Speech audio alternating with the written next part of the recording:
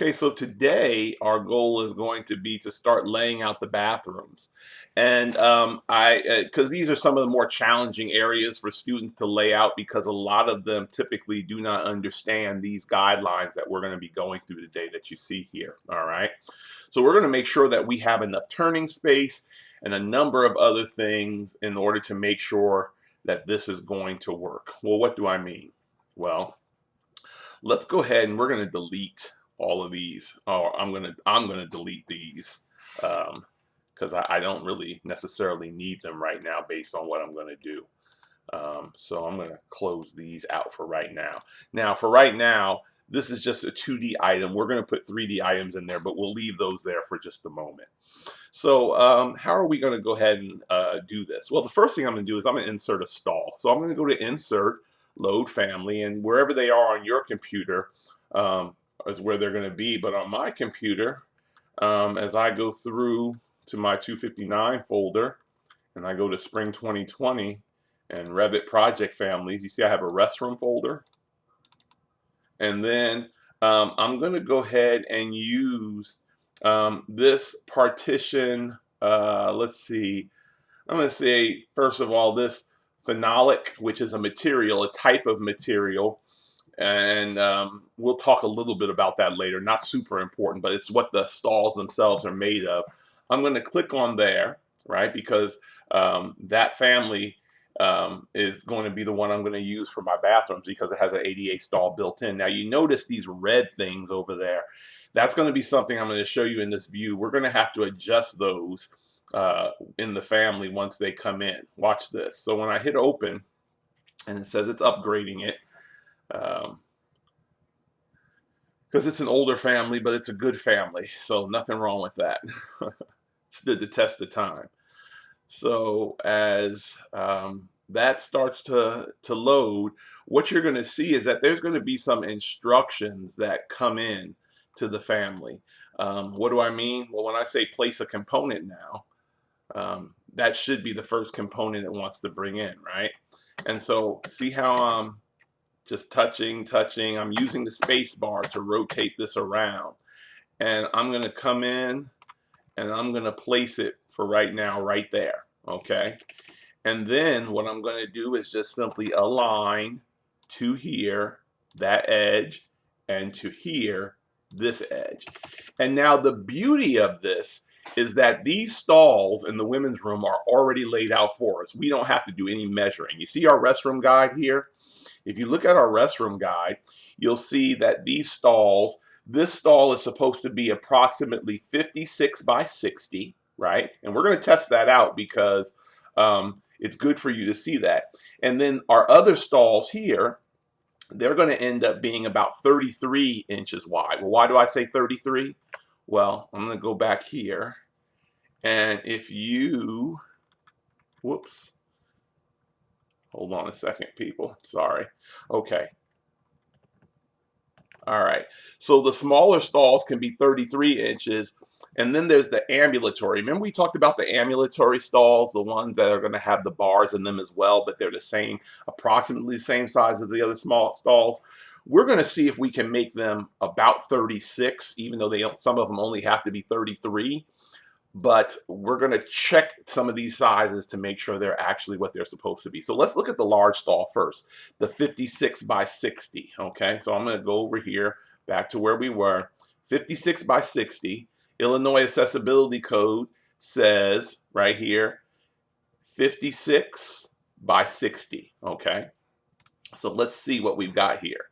All right, so I'm going to take one dimension and I'll go over to annotate and aligned, right? And I'm going to say, okay, so from the front of the stall to the back, whoops, that says 4'9 3/4. So we already know we're off there, or we're not quite off, but okay. So we're perfect in this direction. We are exactly 60 inches. Whoops, I'm sorry. And it says we need to be 60 inches here. What is 56 inches? Is 60 inches is 5 foot. 56 inches is 5 foot minus what? Minus 4 inches. So that would be what? 4'8" approximately, right? So it looks like here we're okay. We're 4'9¾". So we're in good shape. Okay. So let's look at our other stall. It says our other stall is supposed to be what? Let's go back a couple of slide. Oh, wrong. Let's go to our handout, our restroom planning guide, and let's go back here. All right. And you see, again, this is supposed to be, it can be anywhere from 35 to 37, but ideally the sweet spot is right at 36 is where we want it if we can get it. So let's go try that out as well. So we'll get a line dimension from here to the front of the stall. So we're at 4'9¾". So we know we're clear there, even though it doesn't have to be that long. We'll talk about that later. Here, we'll measure the stall. It's right at 3 foot, so we're okay. But let's look at this family for a minute. There's some things in here. Obviously, we don't want to see this red stuff. And what's funky is this red stuff, I call it red stuff, these instructions, right? If I click on the family, one of the first things I can do is what? I can go down here, and if I find it, there should be somewhere in here where I can turn off, right, the instructions. But I'm not seeing it right now. Wait a minute, that's odd. I'm not seeing where I can turn those instructions off. I'm going to pause the video so we can talk about something.